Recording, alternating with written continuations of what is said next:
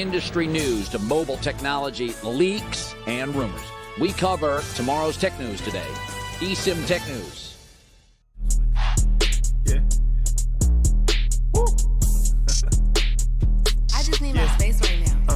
Fresh off the G5 jet, I'm on my way to a brand new kit.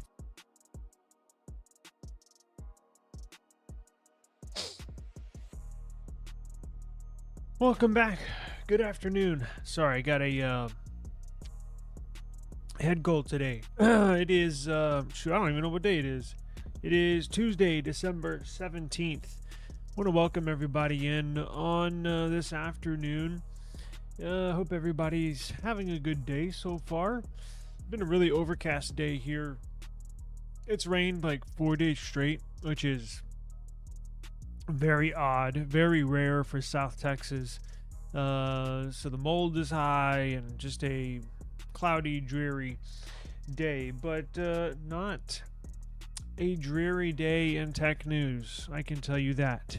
We're going to get into, let's see, we have Apple news, we have Samsung news, and I believe that's it. Let's pull up, let's go ahead and jump into it. No need to waste any more time. Let's see here.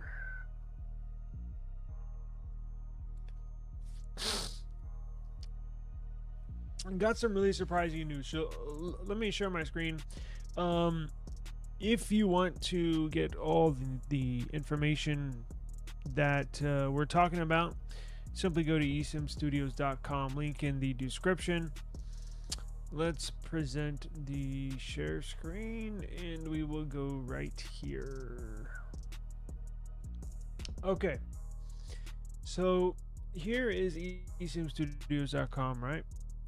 Now, this is really, so we got two Apple and one Samsung. Samsung's kind of a, well, we'll get into it, but check this out.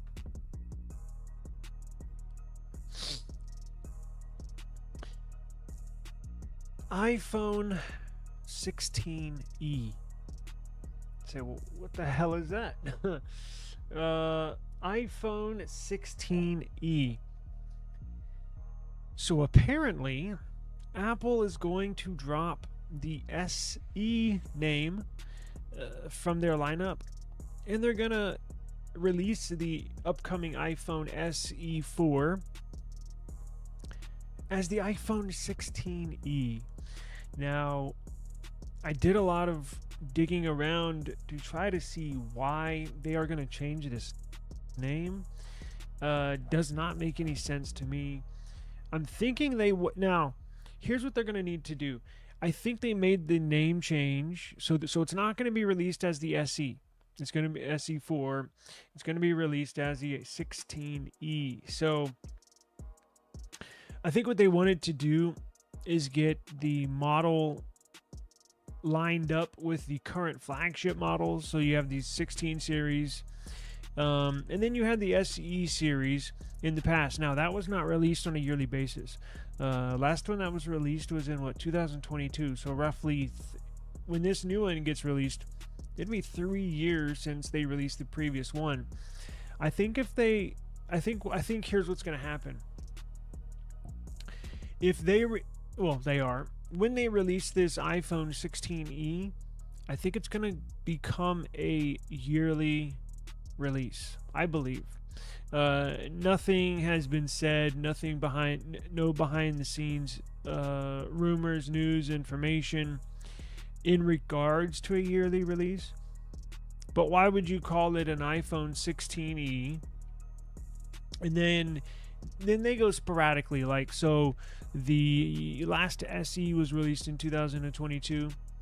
The last one, the SE3, the last one before that was 2020. And then I think the one before that was what? 2018? Something like that. So they release them every 2 to 3 years. So check this out. If they release this iPhone 16e this upcoming year, and then they wait another 2 to 3 years to release, the iPhone 17e, well, if you go to their current flagships, they're going to be on, if you wait 3 years and you call the next one the iPhone 17e, your flagship series would be on, the numbers would get mixed up. So this year would be the iPhone 16 series, then you'd have 17, 18. So if they stick with a 2 to 3 year release cycle, it wouldn't make sense to do it every 2 to 3 years, because by the time you're getting ready to release the iPhone 17e or iPhone SE5, your flagship series would be on iPhone 18 series. So you'd have the 17e and the 18 series. The numbers get mixed up. So I think what they're going to do is launch this on a yearly release cycle. Now, the very popular device, this is sort of their Pixel A series, right? Pixel 7a, 8a, 9a upcoming. Sort of their watered down, cheaper version, more inexpensive version. Same thing with Nothing, right? With their Nothing Phone 2a.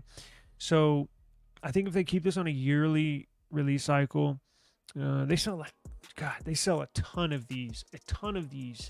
So I think that's what they're going to do. Now, again, I don't have any real good solid info on why they did this, but that's the only thing that makes sense to me, is they want to get it on the yearly release cycle, and it's actually easier for them to just internally to have it a similar naming scheme to your flagship series, just with a off variant like a E on the end or an A for Google. Now, I wish Google, that their release date is staggered, and for the A series, for their cheaper series, and I don't know if Apple's going to do the same thing. This one's coming out after the 16 series. Obviously, the 16 series is already here, but down the road in the future, is Apple going to release the iPhone 17e with the iPhone 17s, meaning like on the same day? Or is it going to be staggered? So you'll get an iPhone 17 release next year, and then 6 months later you'll get the 17e, and then 6 months after that you'll get a iPhone 18 series, and then 6 months after that you get an iPhone 18e. That's sort of what Google does. Now, it's kind of annoying. Google releases their flagship series in the summer. Damn it, activated my Google. And then they will launch their A series in May, something like that. So like basically every 6 months, you'll get a flagship release. 6 months after that, you'll get a mid-range release. I wish they would release everything all at once. I don't know, makes it easier. But that is what we get. That is what we got from Apple today. So, I'm trying to think. I believe that's all the info. Everything I could find, I got down here. I wrote down the publication on esimstudios.com, right? So that's what we have right now, so to speak. Now, just to refresh your memory, this new 16e, it's going to be hard to remember, is basically an iPhone 14 series, just rebranded. It's going to have the same chassis, same mid-frame, the same display. Now, it's only going to have one camera sensor. The iPhone 14, the base model, had obviously two sensors up there. I was about to say this SE. It's going to take a while. This iPhone 16e is going to have one sensor. Should have a flagship CPU. However, they are going to keep that tradition of putting in their flagship CPU. Now, it's not going to be what comes in the 16 Pro and 16 Pro Max, but even the iPhone 16 that has a less powerful processor than the Pro and the Pro Max, even that CPU is flagship. Like, it's very powerful. So they are going to put the same processor you can get in the iPhone 16 and 16 Plus is going to be equipped in this new iPhone SE 16e model. It'll have a decent, I think it's 6.2 inch display. It'll have Face ID. It'll be a decent entry-level iPhone, right? I think they're going to keep it right at, or right under, should I say, $500. So I think starting price is going to be $499. And I think there's only going to be one storage variant. I would be surprised to see two. It's not out of the question, but you'll probably see a one storage variant, possibly two. But you get a decent amount for $499. So again, you can't increase the price too much, because then you infringe on your flagship series. But more info on eSIMstudios.com. Check this out. Since we're speaking about Apple, oh boy, man, the drama and the lawsuits keep on coming. Now, normally you'll see a lot of the EU countries file charges against Apple for monopoly. Well, that's in the US, but the EU has been known in the last few years to slap Apple across the face with fines and claiming that Apple is voiding regulations, right? Well, now the Democratic Republic of Congo, that's correct, in Africa, has filed criminal complaints against Apple in France and Belgium, accusing them of accusing them of using conflict materials in their supply chain, of using, you've heard of the term blood diamond, correct? Where basically the jewelry companies use slave labor basically to source their diamonds, right? So they'll use kids and stuff to work 20 hours a day and pay them pennies per day to find millions of dollars worth of diamonds, right? Doesn't make any sense whatsoever. And shame on those companies if I know that stuff still goes on. Not a good thing at all. It's good that we're kind of getting rid of that slave labor. God, what a bad deal. But this is sort of the same deal.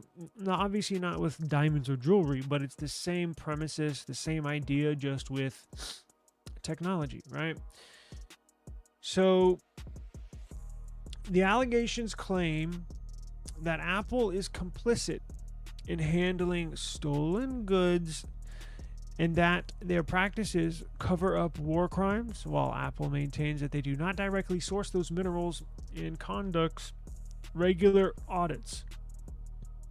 The complaints specifically target Apple in France, Apple Retail France, and Apple Retail in Belgium. And judicial authorities in these countries will decide whether to further investigate and potentially bring criminal charges. So the complaints assert that Apple is involved in the handling of stolen goods and the laundering of materials acquired through armed conflicts in the region. Congo, significant source of tin, which is a metal, right? Aluminum, tungsten, also known as 3T minerals, which are utilized in computers and mobile devices. They claim that Apple is utilizing these minerals that have been illicitly extracted from its territories and subsequently laundered via international supply chains. The allegations are directed at Apple, yes, Apple France, Apple Belgium. So, as you know, Apple is on maybe a long road, but they're on that road to where they want to own and manufacture 100% of the phone, right? It's a very tall task, very hard to do, because sure, they might make and design their own CPU now the modem, the RAM, the storage, what have you. But those are just a handful of parts that go into complete an iPhone, right? There's probably, I forgot the number. There was over 300. I used to repair phones, but it was a little while ago. I think it was 330 individual parts that go into making up a phone, and that was like, shoot, I don't know, 7 or 8 years ago, right?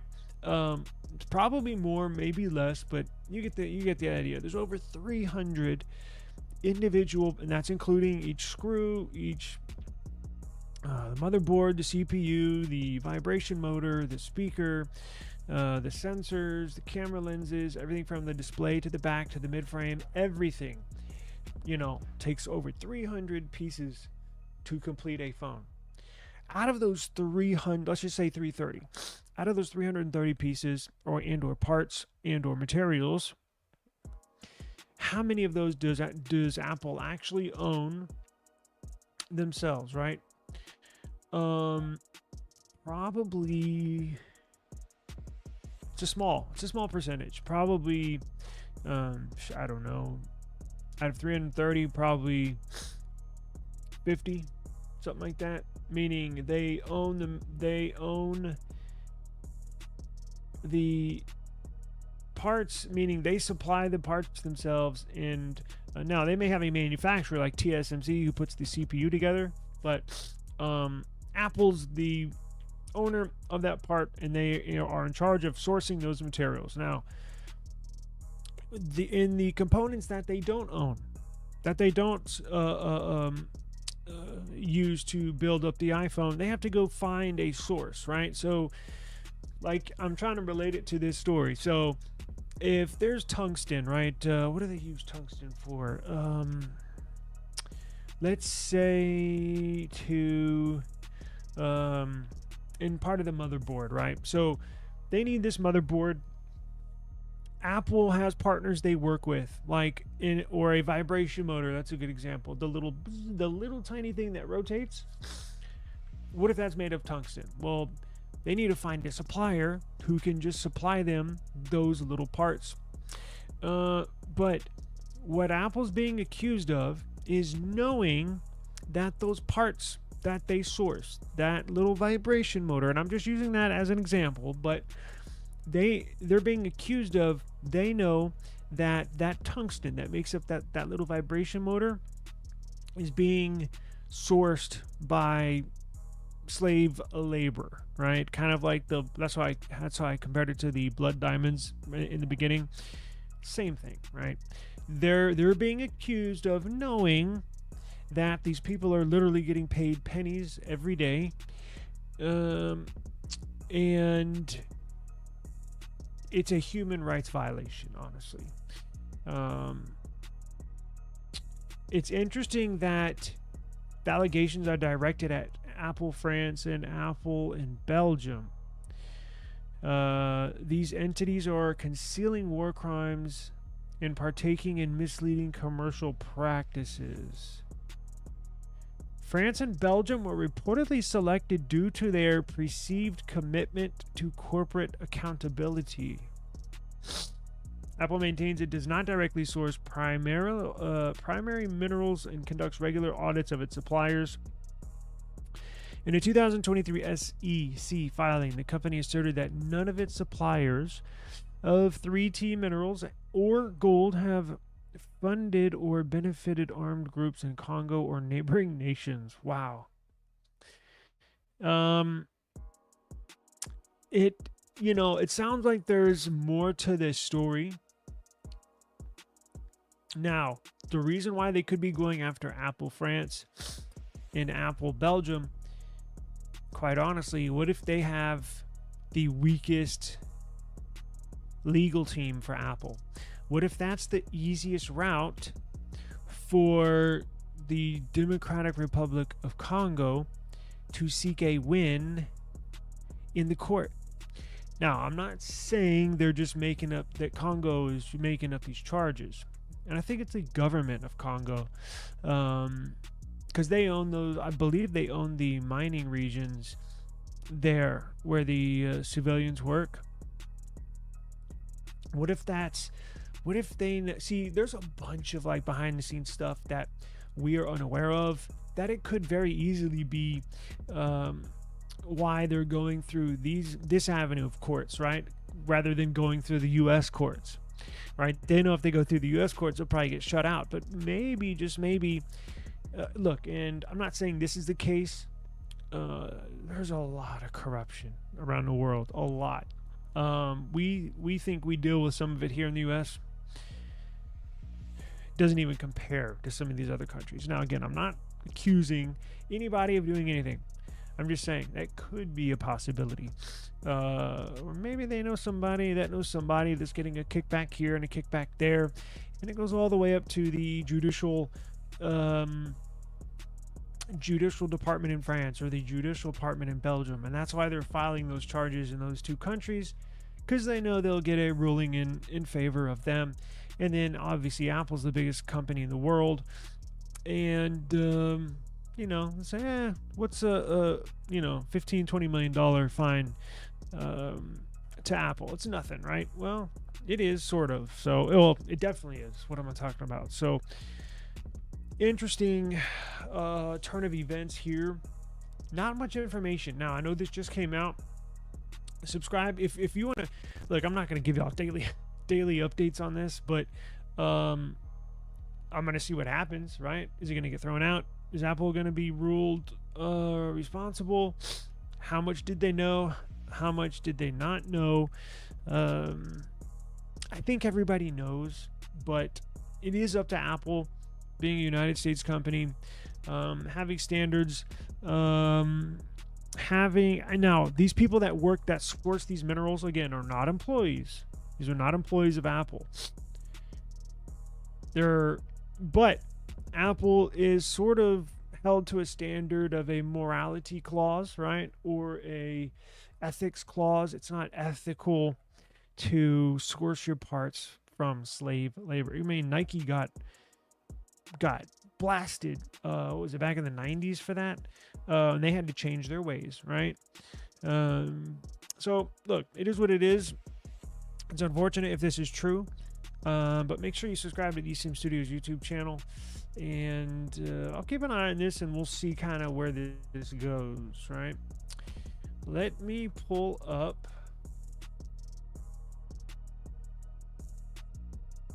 let me see here for the last one. Hang on one second.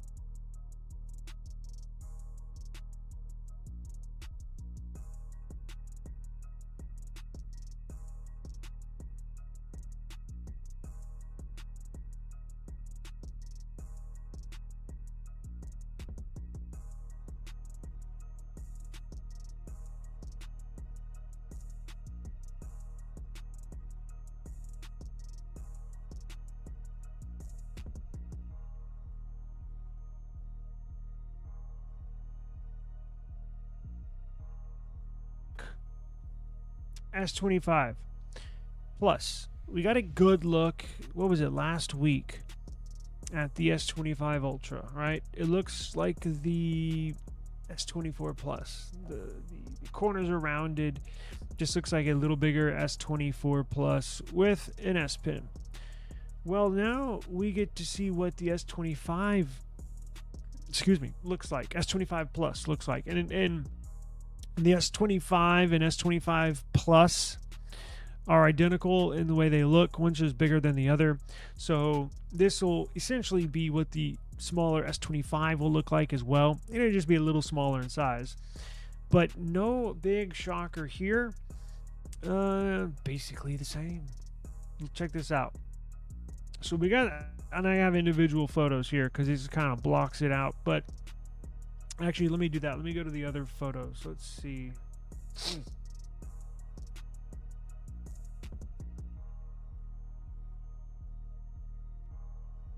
Damn, my internet, I don't know why, has been jacked up today. Now, they have stuff blurred out They have stickers on here. There's no IMEI. They got, they're trying to hide their identity of who leaked this. But look, what did I tell you? Look in the background. Looks like some sort of office where they're printing labels, some sort of manufacturer. So it looks like they got a usable phone that they have to return to Samsung so they can make cases. So my guesses, my estimations are right that a lot of these Samsung leaks are coming from case manufacturers. At least that's what I'm getting out of it. But let's look at it from the back and from the side, because it looks like nothing's changed, right? So here's the back. You got your 3 camera setup, and even the flash is in the same spot, isn't it? Yep. Now the cameras look a little wider, don't they? Check this out.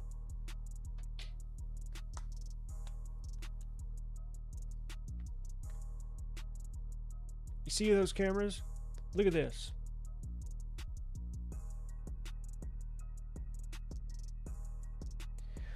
Those look, can't get it in the right lighting. Maybe that's the only difference. The cameras on the new one look a little more spaced out. Let's see. Yeah, they do. They appear to be a little wider apart.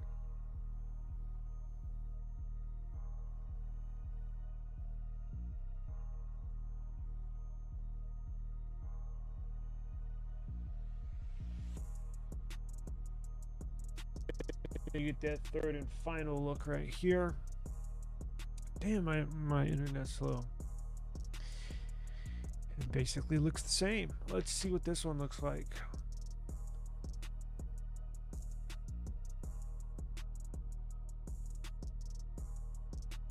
You know why they did that, right? It just hit me. The power button and the volume rocker looks a hair wider, meaning the buttons are spaced out a little more. And the cameras sensors are spaced out a little more. You know why they did that, right? So the case from the S24 Plus or the accessories do not fit on the S20. So you can't use a case for an S24 Plus and use it on the S25 Plus. Now, ironically, Samsung keeps the tablets exactly the same. You can use a case for the Tab S10 Ultra, the very best tablet you can buy. You can use a case from the Tab S8 Ultra. It's same design, everything exactly the same. So you can kind of save a few bucks if you got the new Tab S10 Ultra. You can go on Amazon and find a case for a Tab S8 Ultra, and save you some money. But they don't sell nearly as many tablets as they do phones. And this is a perfect example. Now, I'm not singling out Samsung. All these companies do that. iPhone. We told, was it yesterday or the day before? 6 years in a row with this design. 6 years in a row. But each one is a little, just a little different. Just enough to where the case will not fit on the previous models. And they do that to try to get some extra money out of you by selling cases. Oh, the case, looks similar, yeah, but the case won't fit, so you gotta buy all new accessories. So that's exactly why they do that. But let's see here. How's it going, Hassan? Thank you for joining me today. I appreciate it. And let's see. Now, before we get out of here, I got an update from HP. We just joined the HP. We had just joined, or excuse me, we were accepted into the HP partner program, and I got informed that they sent a really nice laptop for us to review. Now, that laptop was already shipped. Let's see, it's going to be here, I believe, tomorrow or the next day. Yeah, this is a really cool laptop. So if you're unaware, well, this is a brand new model, brand new laptop. This is the HP OmniBook Ultra Flip. HP OmniBook Ultra Flip. Now it will have the new Intel Core i7. Now this is the 2nd gen. This is the one that is going to compete with the best of the best when it comes to the ARM CPUs. So this is technically the new Intel Core 2nd gen 7. Is actually an x86 based CPU, but it's focused on AI, and it's really powerful.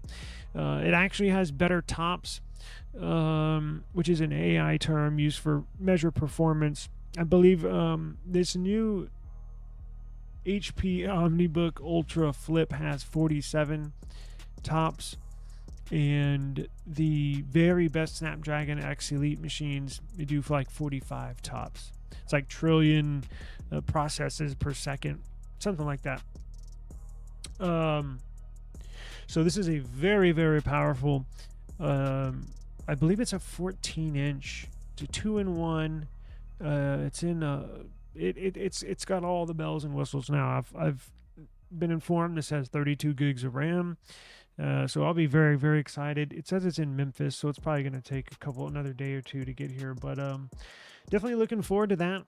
We're going to review some more PCs, mini PCs. I have an Android TV box. I'm going to finish the review for that tomorrow, and be on the lookout for an ultra glass screen protector review for the iPhone 16 Pro Max.